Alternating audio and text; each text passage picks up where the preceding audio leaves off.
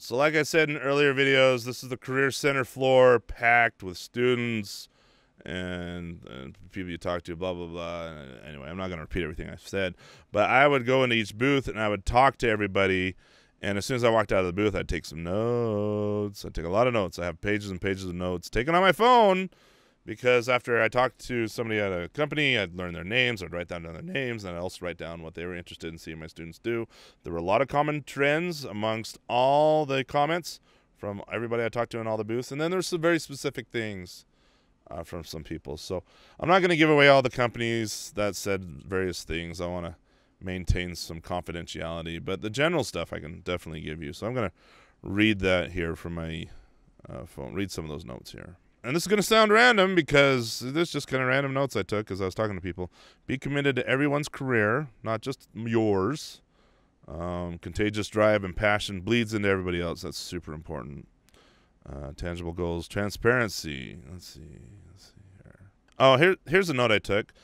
You can become a volunteer at GDC. I'm not exactly sure how you do that, but there were a lot of volunteers on the floor, and the volunteers get to meet each other. And you know, if you can't afford a pass, you can become a volunteer and work on the floor. The volunteers had special uniforms, and they were assigned to work. Most of the expo they would work, but I'm sure they got breaks and were able to go do what they wanted to at the GDC conference. So that's one way to pay for the conference if you can't afford to pay for it. To me, it was worth all of us just paying and getting in, so I didn't waste time volunteering. And I don't want to say volunteering is a waste of time, but I felt it was much more effective for my students to be entering the booths dressed up, ready to show off, than just volunteering. So, but that is one option for you. This is a gambling company I talked to. There was a lot of gambling companies there. It was interesting. The gambling company booths were not that full, but yet the gambling companies were doing some really cool tech. So I thought, well, that's kind of interesting. It's easy to get in and talk to these gambling companies. They do cool stuff, but usually most of the students weren't interested in working at a gambling company. So I assume that's why the gambling companies didn't have much of a full floor. So you could get into the gambling companies and talk to them easy. C++, a lot of C++. Here's one, memory management.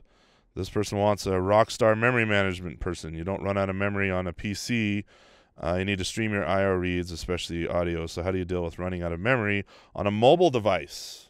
All right, that was an interesting topic I had there with that hiring manager there. I don't know. I can't remember if I have memory management videos on my YouTube channel. I think I do. Maybe I have a few. I need to do some. Show you how to do some memory management. I know that was a big deal when I was interfacing with the guys at Disney that work on the Disney Infinity products. Memory management, they write their own memory managers, and a very deep, complex topic, something to definitely talk about here. Let's see. This guy wanted to hire from colleges, but unfortunately only knew about 3 months out what they need. So it's hard to hire someone just 3 months out. All technologies are on Ruby. That's not a common thread I heard amongst all the companies, but you know, I heard pretty much every technology while I was at GDC. Just C++ seemed to dominate. Here's another company. They need everything across the board, low-level C++, but now migrating to Unity and C#. Linux, they want to move to a tool base, but not that far yet. By the way, I don't have many tool video game tool videos on my YouTube channel. I need to make some, but basically tools are a big part of making video games versus the actual game themselves. Anyway, interesting to talk to people. I say anyway a lot, don't I? Anyway. It's interesting to talk to. Some companies are huge tool-based companies. They make tools to help their game designers and their artists get their job done, versus some companies don't really have those tools or maintain those tools. It's just, you know, artists and programmers working together to build the game, and the programmers are heavily involved. Right? If you're decent at making tools, you're actually going to step out of the way and build things where the game designers and the artists can build the game, and you're just there facilitating the experience. But anyway, another video, another topic, another day. Another 100 videos, actually. This particular company, one of the bigger companies, not too big on specific technologies, but more about how an employee can jump in and learn new technologies. Big deal. That's something else I could talk about on my YouTube channel. In fact, I should, about choosing the right job. I know I've had some videos on that. But basically, when I was interviewing people to work at whatever company I was interviewing them for, I would try to interview for potential rather than current skill. Companies that interview for current skill are very short-sighted, whereas companies that interview for potential are long-sighted. And if you're watching this YouTube channel, chances are you actually want to work for a company that interviews that way. I've been in several interviews where, to be honest, I didn't do very well. Okay, and I feel like I'm very good at what I do, but all of us know that computer science and all these tools and technologies that are thrown at us, there's tons of them out there, right? Tons of them out there. And so I didn't feel it was very effective in my interviewing to interview people. Hey, do you know this little corner of C# or that little corner of C#? It was more effective for me to say, well, what is it you know? And what is it I know? And let's find some common ground, and then I'll see how deep you actually understand whatever it is you say you know. So if C# wasn't your thing, well, do you know C++? Or, graphics? Or there's somewhere an overlap of your knowledge and my knowledge, and then I can go deep into that and see how deep you actually get with what it is you know. So this company in particular is saying, hey, they interview not necessarily for specific technology, because technologies come and go, but how well can you adapt the technology? How well can you learn the technology, apply the technology to what we're trying to accomplish? And companies that interview like that, and I call them Silicon Valley, Google level companies, are the kind of companies you want to work for. Right? They don't necessarily have to be in Silicon Valley, and Silicon Valley has plenty of companies that don't interview properly. They interview and say, oh, well, you can't answer our little technical test, you're done. But the cool companies, and I know I group them up in all that, Silicon Valley, whatever, will interview for your potential and what are you awesome at what you currently know, and can you learn what we need to know to ramp you up? So that was common theme I saw there. Well, I don't care how cool of a coder you are or how clear the graphics are, but how does that add value to the player? Maybe you made the login faster. Does that actually make the play experience better? I kind of laugh at that, because the number of times I set students on a project and I say, okay, we're going to build this project, and they go straight to building the login screen. It's like, well, yeah, we're going to eventually need a login, but that's not core to what we're trying to solve here. All right, what's the core? Let's get the game going before we even worry about the login. Anyway, I'm rambling on there. Mobile, obviously, mobile's a big thing. Do you got any mobile experience? Can you show off your mobile? Here's something else that came up a lot. Unity. Or some game engine.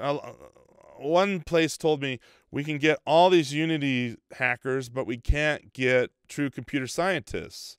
A lot of schools are kicking out Unity and C# programmers, and yeah, we need a few of those. That's fine. But for the most part, we can't find hardcore C++ guys.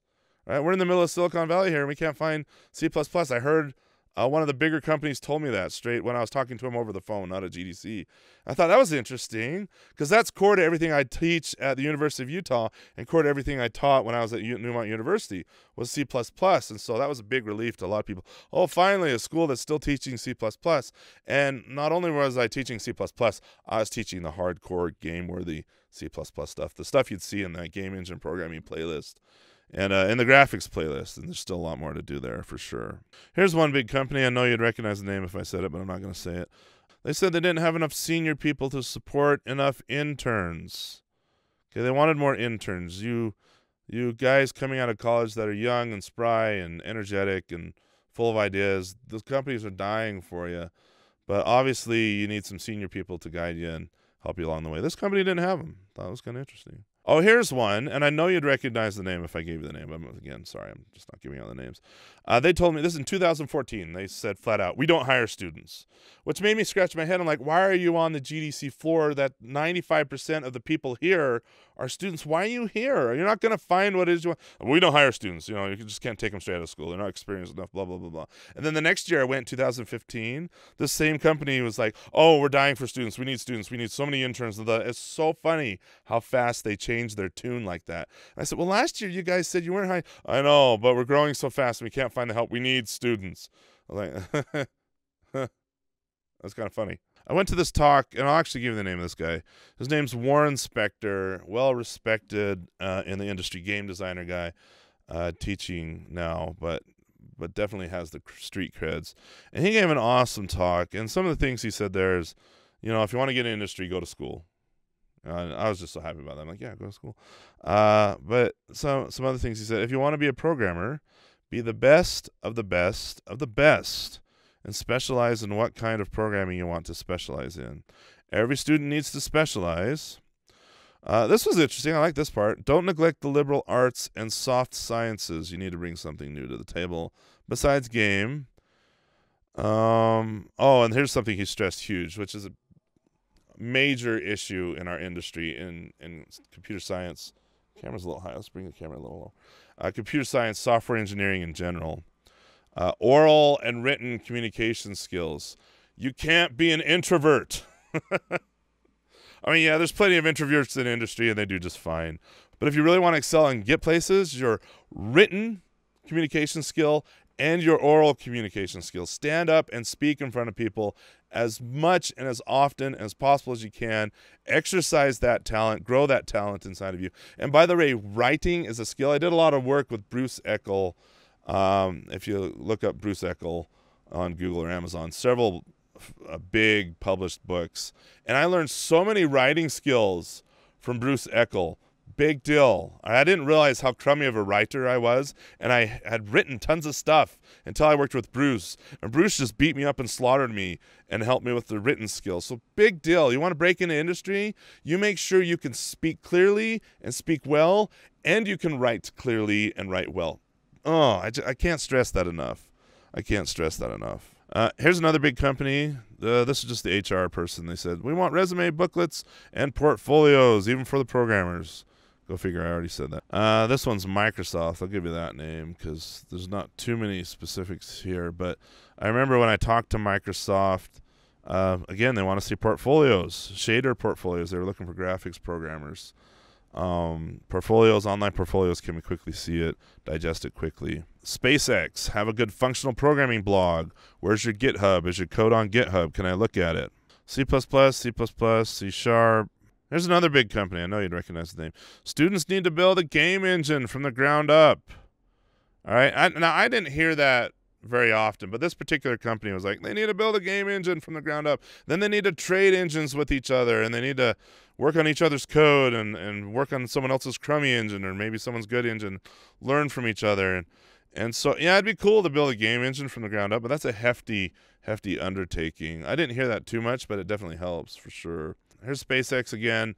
It's really cool. SpaceX teams you up with their senior engineers. So if you can get into SpaceX, which sounded like their interview process was rather rigorous, big, long programming tests, all this stuff. But if you get in, then they actually team you up with somebody senior, and that senior one, always reviewing your code, make sure everything's working well. But you're probably wondering why SpaceX is at a Game Developers Conference. Again, they're looking for the hardcore, low-level, bleed and cry your eye out, several hours a week kind of programming engineers they can get at the game conference. So C++ physics, they team you up with some senior people so you can work with that senior person and learn from them while you're there. You're not just some intern working on some side project. They're actually investing time and money and energy into you so that you can become an excellent contributor to their code base.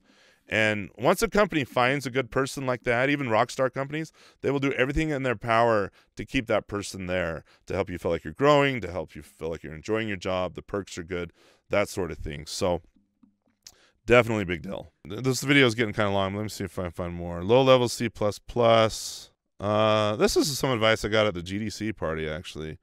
I'm just going to read this. I talked to a technical director. He talked about writing their own importer. Basically, I remember he wanted to write tools, build tools. Can the person build tools to make the artist's life happy? He mentioned, hey, can I change this texture in Maya? And immediately it would show up in my game. You know, can you build that kind of tool to facilitate the artist getting their jobs done quickly? Like I mentioned before, our job is to get out of the artist's way and the producer's way and to basically be a support. So here's another one, big company, algorithms. Okay, I heard algorithms and programming problems, programming contests, another big thing. Algorithms, what about the graphics and the game engine?